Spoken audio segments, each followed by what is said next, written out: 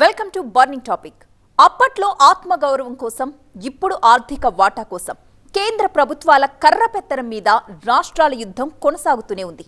రావాల్సిన నిధుల వాటాలో కోతలు పెట్టే ఢిల్లీ వాళ్లకు వాతలు పెట్టొద్దా అంటూ ఉత్తరాది మీద దండయాత్రకు దిగబోతోంది దక్షిణాది. కాకపోతే ఇక్కడే బోలెడన్ని కొర్రీలు, క్వశ్చన్ మార్కులు. ఏంటో చూద్దాం ఇవాల్టి బర్నింగ్ టాపిక్ లో.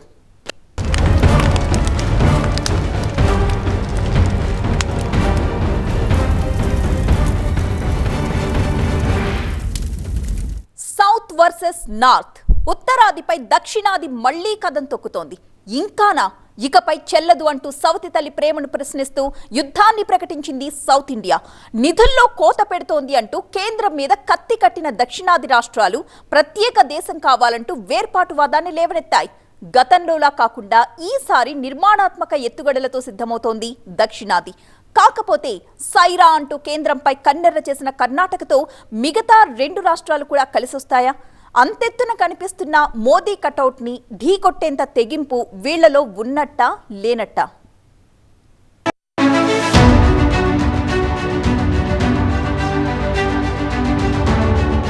దారిద్ర్య రేఖకు దిగువనే దక్షిణాది, గల్లా పెట్టెలు నింపుకుంటున్న ఉత్తరాది. నిధుల వాటాలో తొండాట, ఇంకా ఎన్నాళ్ళి అడ్డుగీత. మా వాటా మాకిస్తావా, ప్రత్యేక దక్షిణ దేశాన్ని ఇస్తావా? देश के इतने टुकड़े कर चुके हो और टुकड़े करना चाहते हो, कब तक करते रहोगे? ఆర్థికవాదం ముదిరి వేర్పాటువాదంపై గురి. సై అంటే సై, సౌత్ వర్సెస్ నార్త్. हमारा तीसरा कार्यकाल बहुत बड़े फैसलों का होगा. तीसरा कार्यकाल अगले 1000 वर्षों के लिए एक मजबूत नींव रखने का कार्यकाल होगा. మమ్మల్ని మూడోసారి గెలిపించండి, మిమ్మల్ని 1000 ఏళ్లు ముందుకు తీసుకెళ్తా. మోదీ చేసిన ఈ వాగ్దానం దేశమంతా మార్మోగిపోతోంది. 400 సీట్లే లక్ష్యంగా దండయాత్ర మొదలుపెట్టింది కమలం పార్టీ. కానీ మోదీ కంటున్న ఈ చాసో డ్రీమ్ సాకారం కావాలంటే నార్త్తో పాటు సౌత్ లో కూడా ఎంతో కొంత ప్రజాశీర్వాదం కావాల్సిందే. అయితే ఇక్కడంతా సీన్ లేదు బాసు అంటూ అడ్డం తిరిగింది దక్షిణాది. ఓటు బ్యాంకు పరంగానే కాదు, నైతికంగా కూడా మా వైపు చూసే అర్హత మీకు లేనే లేదు అంటూ మోదీని శాశ్వత శత్రువుగా ప్రకటించబోతోంది దక్షిణ భారతదేశం. North versus south. India map మీద అడ్డుగీతలు మళ్లీ మొదలయ్యాయి. మూటలు మీకు, మాటలు మాక. వసూలు ఇక్కడ, ఖర్చు పెట్టేది మాత్రం అక్కడ. ఇదెక్కడి నీతి అంటూ కేంద్రాన్ని నిలదీస్తోంది దక్షిణాది. నార్త్ పై ప్రత్యేక ప్రేమ ఒలగబోస్తున్నారని, నిధుల పంపకంలో తమను దగా చేస్తున్నారని ఆరోపిస్తూ ఢిల్లీపై ఉమ్మడి పోరుకు తెగించేశాయి సౌత్ ఇండియన్ రాష్ట్రాలు. ఉత్తరాదితో సమానంగా వనరుల్లో వాటా సాధించే వ్యూహంతో ముందడుగు పడింది. ఇందులో భాగమే దక్షిణాది రాష్ట్రాల ఆర్థిక కూటమి ఏర్పాటు. తొలి అడుగు కర్ణాటకది. దక్షిణాదిలో మిగతా 4 రాష్ట్రాల్ని కూడా కలుపుకొని పన్నుల ఆదాయంలో సమాన వాటా దక్కేదాకా పోరాడాలన్నది ప్రణాళిక. ಇವತ್ತು ಅಭಿವೃದ್ಧಿ ಹಣ ಉತ್ತರ ಭಾರತದ ಕಡೆ ಎತ್ಕೊಂಡೋಗಿ ಹಂಚ್ತಾ ಇರ್ತಕ್ಕಂಥದ್ದು ಕಾಣ್ತಾ ಇದ್ದೇವೆ. ನಮಗೆ ಎಲ್ಲ ವಿಚಾರಗಳಲ್ಲೂ ಕೂಡ ಅನ್ಯಾಯ ಆಗ್ತಾ ಇದೆ. ನಾವು ಅದನ್ನ ಮುಂದಿನ ದಿನಗಳಲ್ಲಿ ಖಂಡಿಸಲಿಲ್ಲ ಅಂತ ಹೇಳಿದ್ರೆ ಪ್ರತ್ಯೇಕ ರಾಷ್ಟ್ರಕ್ಕೂ ಕೂಡ ನಾವು ಬೇಡಿಕೆಯನ್ನ ಇಡಬೇಕಾದಂತ ಅನಿವಾರ್ಯ ಪರಿಸ್ಥಿತಿಯನ್ನ ಹಿಂದಿ ప్రదేశదವರು ನಮ್ಮ ಮೇಲೆ ಹೇರ್ತಾ ಇದ್ದಾರೆ ಅಂತ ಹೇಳಿ ನಾನು ఇక్కడ దోచిందంతా అక్కడ దాచిపెడుతున్నారు. ఆదాయం మనది, ఖర్చు వాళ్లది. ఈ దగా ఇలాగే కొనసాగితే మన బతుకు గుండుతుందని, దక్షిణ భారతాన్ని ప్రత్యేక దేశంగా ప్రకటిస్తేనే మన భవిష్యత్తుకు గ్యారంటీ అంటూ నిర్మలా సీతారామన్ బడ్జెట్ ప్రసంగం తర్వాత డీకే శివకుమార్ తమ్ముడు కర్ణాటక కాంగ్రెస్ ఎంపీ డీకే సురేష్ చేసిన ఈ వ్యాఖ్యలు కలకలం రేపాయి. ప్రత్యేక దేశం పేరిట ఢిల్లీ గల్లీల్లో వినిపించిన ఈ డిమాండ్ గానే మిగిలిపోయేలా లేదు. కర్ణాటక కేంద్రంగా ఒక బలమైన ఆలోచనకు కసరత్తు జరుగుతోంది. కేంద్ర ప్రభుత్వంపై దండయాత్రకు దక్షిణాది రాష్ట్రాల్ని సిద్ధం చేసేలా అడుగులు పడుతున్నాయి. ఆర్థికంగా, రాజకీయంగా చెప్పుకోదగ్గ రీతిలో ప్రభావం చూపి ఆ విధంగా మోదీ సర్కార్పై ఒత్తిడి పెంచాలి అన్నది కన్నడిగుల సంకల్పం. ఇందులో మొదటి ఎత్తుగడ పేరు దక్షిణాది రాష్ట్రాల ఆర్థిక కూటమి. కర్ణాటక సీఎం సిద్ధరామయ్యకు ఆర్థిక సలహాదారుగా ఉన్న బసవరాజ్ రాయరెడ్డి దీనికి రూపకల్పన చేస్తున్నారు. ఈ కూటమి సమాఖ్య స్ఫూర్తిని ప్రతిబింబించేలా ఉంటుందని, అన్ని రాష్ట్రాలకు కూడా సమాన హక్కులు ఉండాలి అన్నదే తమ లక్ష్యమని చెప్తున్నారు బసవరాజ్ రాయరెడ్డి. ఈ తరహా ఉద్యమం గతంలో కూడా జరిగినా జాతీయ స్థాయిలో తమ వాదన వినిపించడంలో అట్టర్ ఫ్లాప్ అయ్యాయి దక్షిణాది రాష్ట్రాలు. ఈసారి మాత్రం గట్టిగా కొడదాం, ఇక్కడ రాజకీయాలకు చోటే లేదు, ఈ పోరాటానికి ఆర్థిక అంశాలే ప్రాతిపదిక అంటూ మోటివేట్ చేస్తోంది కర్ణాటకలో సిద్ధు సర్కార్. ఏదో పెట్టాలని పెడుతున్నారు దక్షిణ ముఖ్యమంత్రులు అంటూ అది కరెక్ట్ కాదు. వాళ్ళ డ్యూటీ వాళ్ళకి అనిపిస్తుంది, మాకు తగిన అలాట్మెంట్స్ రావట్లేదు.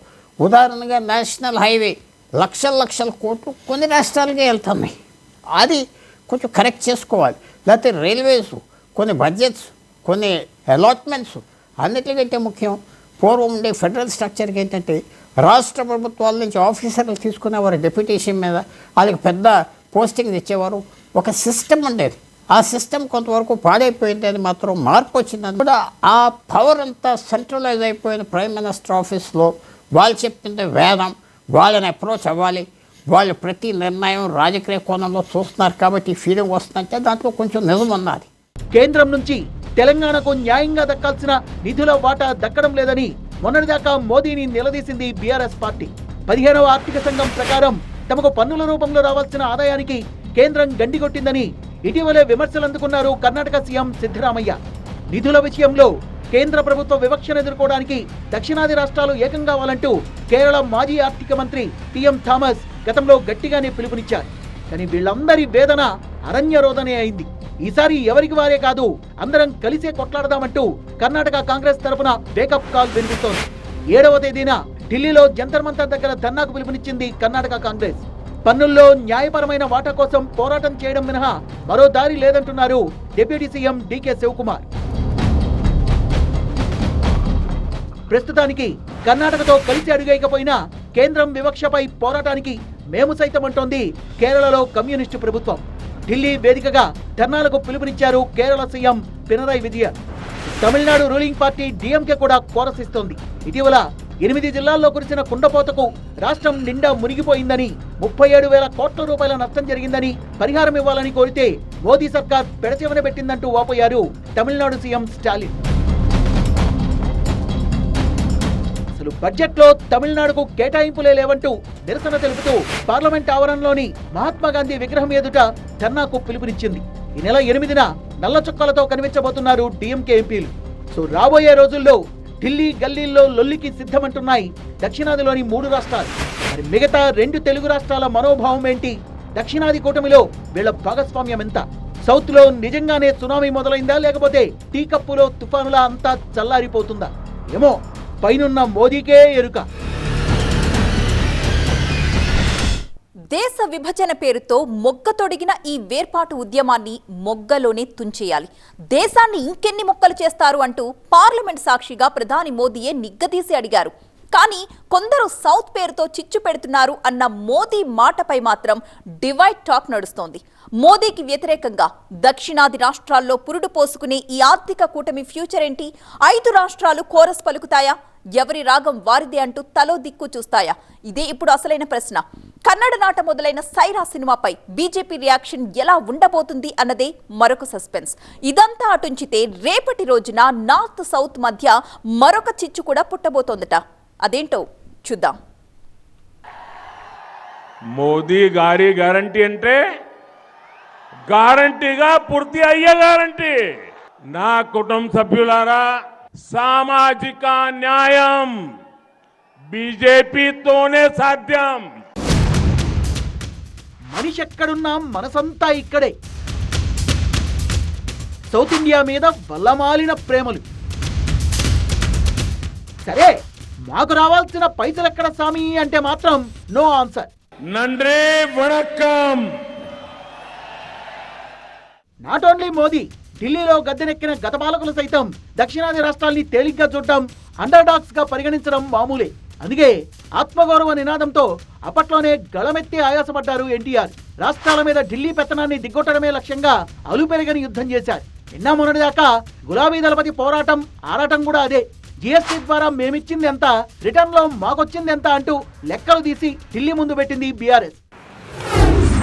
ఈ భారత సమాజం అనుకున్నట్టు పురోగమించాలంటే ఈ దరిద్రం కొట్టు పార్టీని కూకటి వేలతో పీకి బెంగాళాఖాతంలో పారేయాలి. ఎస్, చేస్తాం, తప్పకుండా పని చేస్తాం, 100% చేస్తాం.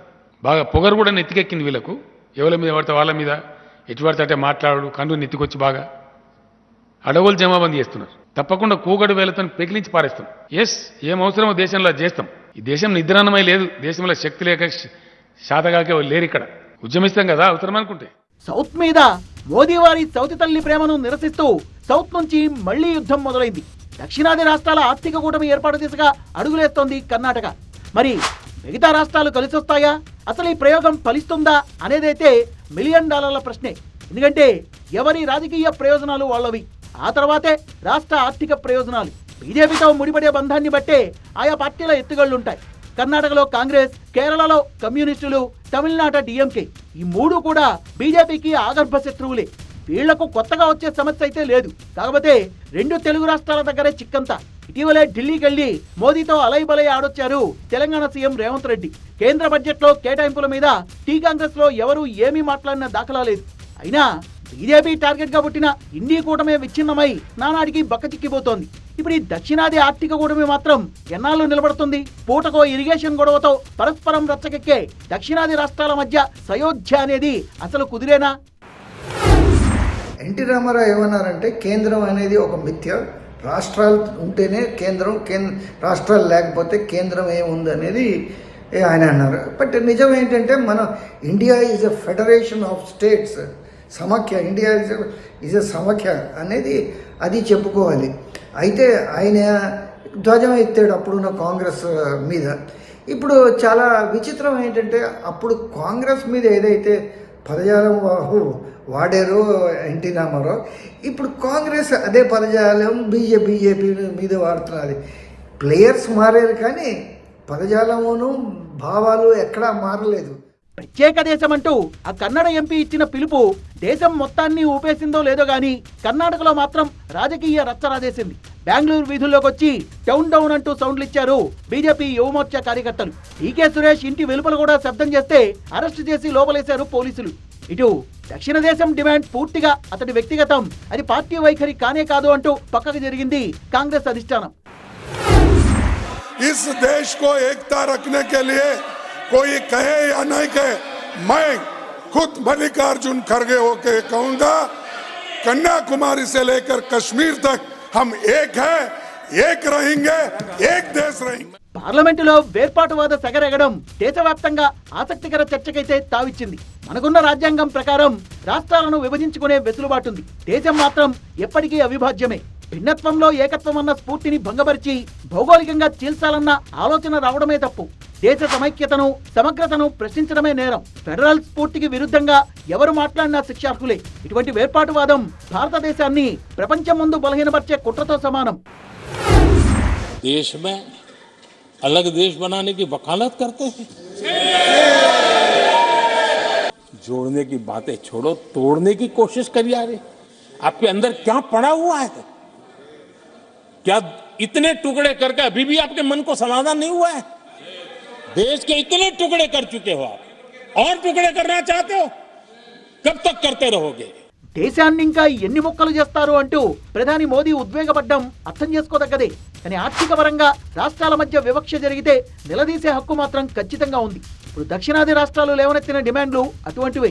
గతంలో రాష్ట్రాలకు కేంద్ర నిధుల బదిలీ 1971 జనాభా లెక్కల ప్రకారం జరిగేది. ఇప్పుడు 2011 సెన్సెస్ ఆధారంగా జరుగుతోంది. ఇంత ఇప్పటికే కర్ణాటక 8,000 కోట్లు, తమిళనాడు 20,000 కోట్లు నష్టపోయినట్లు లెక్క తేలింది. ఇలా అనేక కారణాలతో తెలుగు రాష్ట్రాలు సైతం నిధుల వాటా విషయంలో వివక్షకు గురవుతున్నాయి.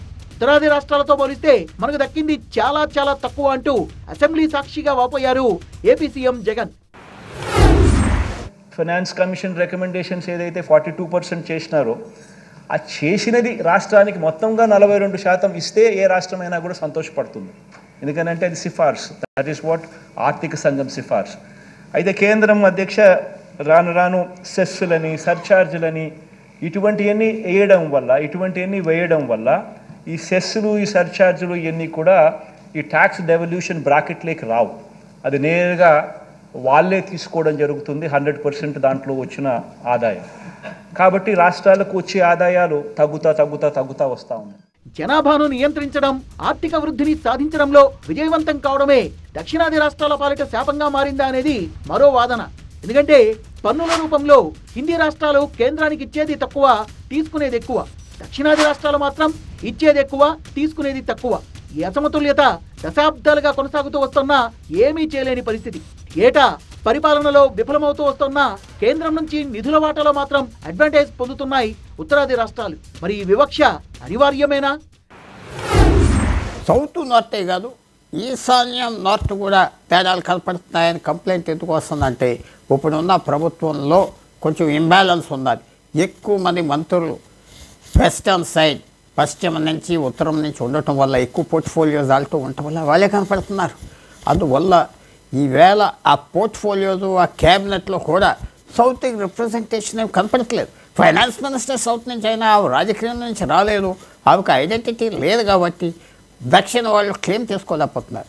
ఎన్ని ఇంపార్టెంట్ పోర్ట్ఫోలియోస్ ఉన్నా ఇవాళ సౌత్ ఒకటి కనపడట్లేదు కాబట్టి ఆ ఫీలింగ్ వస్తుంది. భాష ఏదైనా, రాష్ట్రం ఏదైనా అందరూ మన భారతీయులే కదా అనే విశాల భావాలు ఎవరి దగ్గర లేవిప్పుడు. దాని ఫలితమే నార్త్ వర్సెస్ సౌత్ అనే ఈ విభజన రేఖ. ఇటు పొలిటికల్ గా కూడా సౌత్ ఇండియాను కార్నర్ చేసే మరో ప్రయత్నం జరుగుతోంది. రేపటి రోజున నియోజకవర్గాల పునర్విభజన జరిగితే దక్షిణాది రాష్ట్రాల ఎంపీల సంఖ్య భారీగా తగ్గిపోతుంది. హిందీ మాట్లాడే ఉత్తరాది రాష్ట్రాల్లో జనాభా పెరుగుదల ఎక్కువ కనుక అక్కడ ఎంపీల సంఖ్య అదే దామాషాలో పెరగడం పక్కా. పార్లమెంట్ లో తమ రిప్రజెంటేషన్ తగ్గిందన్న ఆవేదనతో దక్షిణాది పార్టీల్లో పొలిటికల్ కాకరేగి ఈ వేర్పాటువాదం మరింతగా పెరగొచ్చన్నది ఓ డేంజర్ సిగ్నల్. ప్రస్తుతానికైతే దక్షిణాది రాష్ట్రాల ఈ ఆర్థిక కూటమి మోదీ దూకుడును నిలువరించే పరిస్థితులు అయితే కనిపించడం లేదు. వైనాట్ 400 నినాదంతో ముందుకెళ్తున్న కమలం దండు కర్ణాటక హుంకరింపుల్ని సీరియస్ గా తీసుకున్నట్టు లేదు. కర్ణాటక, తెలంగాణ రాష్ట్రాల్లో విక్టరీలు కొట్టిన కాంగ్రెస్ పార్టీ సౌత్ పై పట్టు పెంచుకోవడానికి, బీజేపీని మరింత భయపెట్టడానికి దీన్ని ఒక ఎత్తుగడగా తీసుకుందన్న అభియోగం కూడా ఉంది. మరైతే ఉత్తరం మీదకు ఈ దక్షిణం దండయాత్ర అనుమానాస్పదమైన